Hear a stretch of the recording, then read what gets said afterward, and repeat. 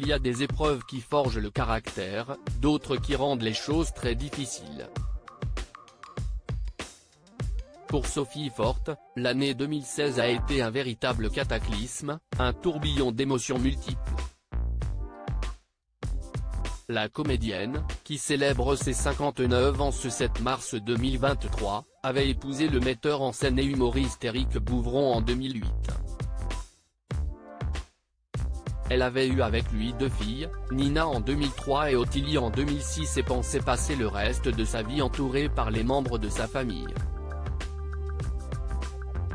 Hélas, une nuit, la veille de Noël, son époux lui a annoncé le pire. Il était tombé amoureux d'une autre femme.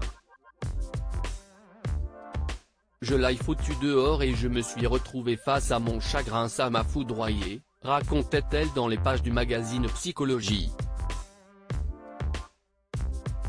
Au petit matin, après une discussion atroce et déchirante, je l'ai foutu dehors et je me suis retrouvé face à mon chagrin. Un gros chagrin de haute catégorie, qui embarque tout sur son passage et dont on se dit qu'on ne va pas s'en sortir. La rupture fut brutale pour Sophie Forte qui est passée par chaque étape du deuil de cette relation dans la douleur. J'ai eu des grosses bouffées de haine, de jalousie pour l'autre femme, de désir de vengeance. Je suis tombé. Des jours et des nuits à ressentir la morsure du manque, s'était-elle souvenue. À force d'espérer entendre la porte s'ouvrir, à force de croire qu'Éric Bouvron allait regretter puis revenir, Sophie Forte a sombré dans la dépression.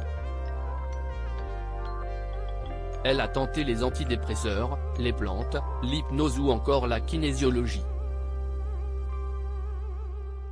Mais si est-il le remède le plus vieux du monde qui lui aura sorti la tête de l'eau, le rire.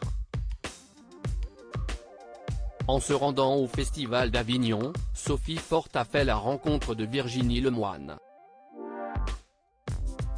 Ensemble, elles ont émis l'idée de transformer ce désespoir en spectacle humoristique. Je me suis mise à écrire, toujours en pleurant beaucoup, poursuivait-elle. Le 22 novembre 2017, Sophie Forte lançait ainsi la générale de la pièce Chagrin pour soi à Paris. Pièce qu'elle a jouée plus de 170 fois. Quant à sa vie sentimentale, la comédienne ne l'a plus jamais évoquée. Je ne vais pas refaire ma vie, assurait-elle. Je vais la continuer.